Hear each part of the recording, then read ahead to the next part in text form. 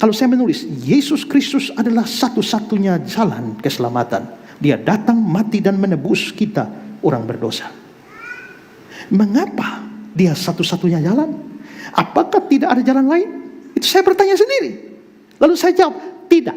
Kitab suci berkata bahwa di bawah kolong langit ini tidak ada nama lain.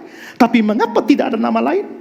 Karena satu-satunya yang bisa atau layak menjadi juru selamat itu hanya Yesus. Memangnya apa syarat jadi juru selamat? Syarat jadi juru selamat itu dia harus manusia dan tidak berdosa. Dan Yesus satu-satunya manusia yang tidak berdosa. Oke lah.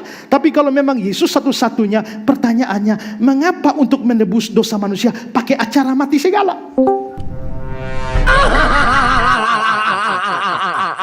Sampai kapan kayak gini ya? Ya, gelap. Nah ini kan saya mengajukan pernyataan, lalu saya mempertanyakan pernyataan saya, lalu saya jawab sendiri, lalu saya bertanya lagi, lalu saya jawab sendiri. Nah itulah yang sedang Paulus lakukan. Berharap sama beriman itu bedanya apa ya? Iman dan pengharapan bedanya apa? Jadi saya tanya begini, kalau hitungan setengah detik nggak ada jawab, saya jawab sendiri. Jadi saya nanya, saya jawab sendiri. Itulah pengkhotbah itu kayak orang gila juga ya. Dia nanya, dia jawab sendiri. Iya kan? Itulah pengkhotbah itu kayak orang Sibuk mencari hiburan kan? Ya contohnya orang nonton video inilah.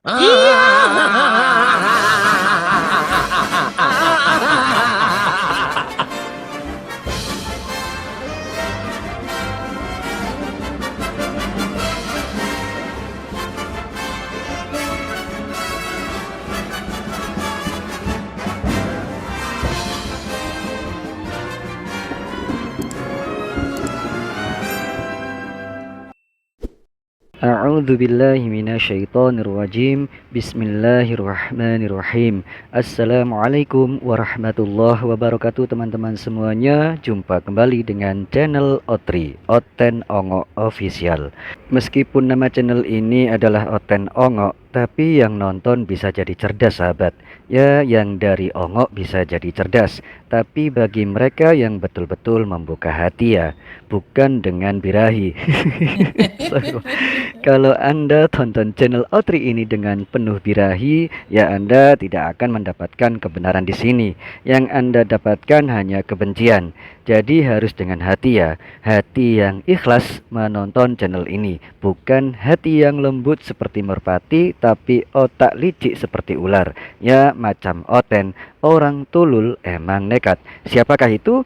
Dan kali ini sahabat, saya akan bahas Pendeta Esra Soru yang sedang mereaksi video dari channel Cahaya Islam.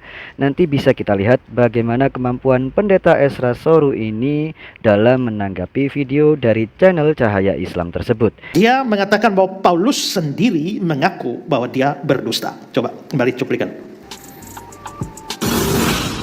Roma 3 ayat 7. Tetapi jika kebenaran Allah oleh dustaku semakin melimpah bagi kemuliaannya, mengapa aku masih dihakimi lagi sebagai orang berdosa? Jadi dia mengutip Roma pasal 3 ayat yang ke-7, lalu bilang Paulus mengaku diri berdusta. Nah, sebelum saya menanggapi ini, saya mengajak kita atau memberitahu kita bahwa salah satu cara di dalam menafsirkan Alkitab itu adalah tidak boleh mencomot atau melepaskan ayat dari konteks. Tidak boleh menafsir secara out of context. Nah, yang dimaksudkan dengan konteks itu adalah ikatan logikanya dari awal sampai pada teks yang mau dipahami itu dan setelahnya. Atau ringkasnya adalah ayat-ayat sebelumnya dan ayat-ayat sesudahnya. Itu hermeneutics atau ilmu tafsir dasar yang harus dipahami kalau orang mau belajar Alkitab. Kalau orang mau memahami Alkitab. Karena ayat-ayat itu tidak berdiri sendiri. Kecuali Amsal-Amsal misalnya. Kumpulan Amsal itu antara ayat 1 dengan ayat 2 bisa tidak ada hubungan. Karena hanya semacam kumpulan kata-kata hikmat. Dapat kata-kata hikmat ini, lalu dapat kata hikmat ini ditaruh di ayat 2, kata hikmat ini ditaruh di ayat 3, maka bisa tidak ada hubungan antara satu ayat dengan ayat berikut. Tapi kalau surat-surat atau narasi-narasi, historical narrative, maka itu tidak bisa. Kita menafsirkan satu bagian terlepas dari bagian yang lain. Tapi jangan lupa siapin bodrek ya sahabat, karena bakal bikin pusing kalau nonton. Buat yang waras ya maksudnya. Tapi kalau buat orang yang nggak waras pasti jingkrak-jingkrak tuh dengerin ini. Sok cool, sok bijak, dan seakan-akan terjawab tuntas tanggapannya. Panjang kali lebar, makin panjang tanggapannya, makin melebar pula keongkokannya. Yang mau ditanggapin apa kok malah lari kemana-mana? Coba kita lanjut dengerin tanggapan Pendeta Esra Soru ini ya sahabat. Apakah langsung to the point atau malah bikin jauh dari tema Bible Roma 3 ayat 7 tadi? Banyak pengajaran kacau muncul di dalam gereja, juga banyak serangan bodoh datang kepada iman Kristen. Itu penyakitnya ini, yaitu mereka tidak menafsirkan ayat berdasarkan konteksnya. Karena kalau begitu, tidak begitu, itu bisa menghasilkan suatu ajaran atau kesimpulan yang begitu liar. Malah menjatuhkan martabat gereja lain pula. Sekarang teman sendiri yang dihinakannya. Nah, makin melebarkan keongkokannya. Jadi kita bisa lihat bahwa kalau konteks tidak diperhatikan, orang bisa menafsirkan secara salah dan memunculkan pemahaman yang liar.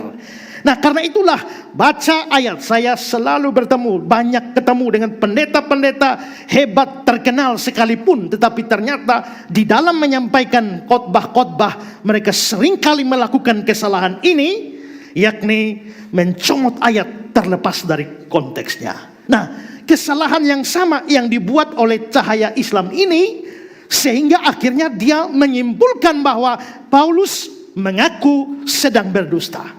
Itu Roma pasal 3 ayat 7. Nah, sekarang mari kita memahami konteksnya. Karena di sini Pendeta Esra Soru begitu lama sekali menanggapi Roma pasal 3 ayat 7. Videonya saya percepat sampai poin tanggapannya. Terkait tema apakah Pendeta Esra Soru benar-benar bisa buktikan kalau Paulus bukan bapak segala dusta. Kita Roma 3 ayat 7, tadi kita sekarang geser ke atas, mulai dari Roma pasal 3 ayat yang ketiga. Perhatikan ayat 3. Jadi bagaimana? Jika di antara mereka ada yang tidak setia, dapatkah ketidaksetiaan mereka itu, kesetiaan itu membatalkan kesetiaan Allah? Paulus bicara kepada orang Yahudi. Orang Yahudi tidak setia kepada Allah. Manusia tidak setia kepada Allah. Tapi apakah ketidaksetiaan manusia bisa mengubah kesetiaan Allah atau mempengaruhi kesetiaan Allah, membatalkan kesetiaan Allah? Nah, lalu Paulus bertanya, dapatkah kesetiaan kita membatalkan kesetiaan Allah? Habis bertanya, Paulus jawab sendiri. Jawabnya di mana? Di ayat yang keempat.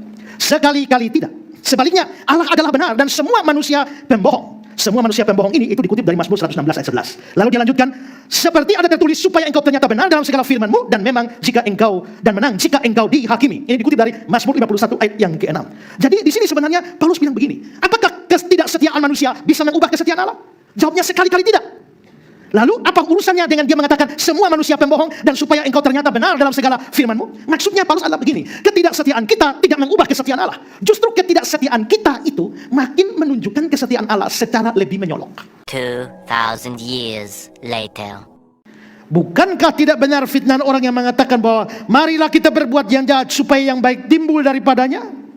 Maka di sini Paulus sedang mengungkapkan keberatan yang mungkin muncul di kepala para pembaca suratnya yang kritis terhadap apa yang dia sampaikan.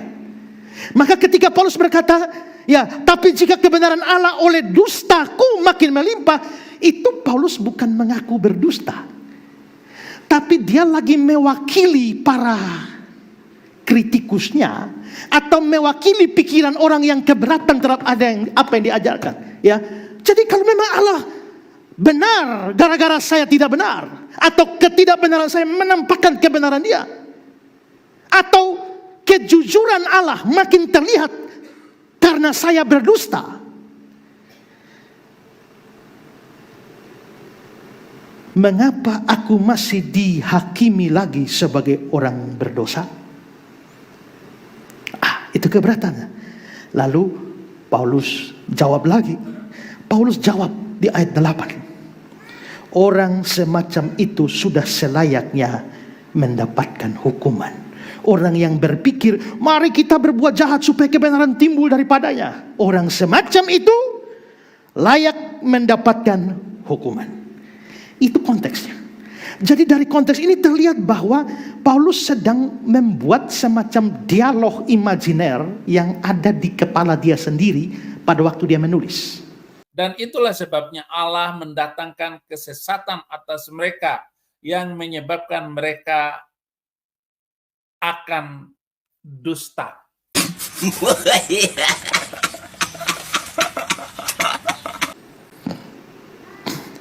Saya sendiri sering seperti itu. Kalau saya menulis, Yesus Kristus adalah satu-satunya jalan keselamatan. Dia datang, mati, dan menebus kita orang berdosa. Mengapa dia satu-satunya jalan? Apakah tidak ada jalan lain? Itu saya bertanya sendiri. Lalu saya jawab, tidak. Kitab suci berkata bahwa di bawah kolong langit ini tidak ada nama lain. Tapi mengapa tidak ada nama lain?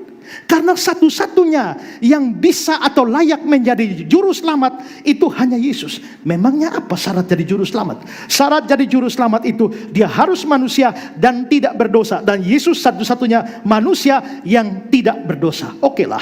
Tapi kalau memang Yesus satu-satunya, pertanyaannya, mengapa untuk menebus dosa manusia pakai acara mati segala? Sampai kapan kayak gini ya? Ya, gelap. Nah ini kan saya mengajukan pernyataan, lalu saya mempertanyakan pernyataan saya, lalu saya jawab sendiri, lalu saya bertanya lagi, lalu saya jawab sendiri. Nah itulah yang sedang Paulus lakukan. Banyak pesan masuk dari Jecul kan, Min. Bully dede Min. Ya dibully lah, masa enggak pula.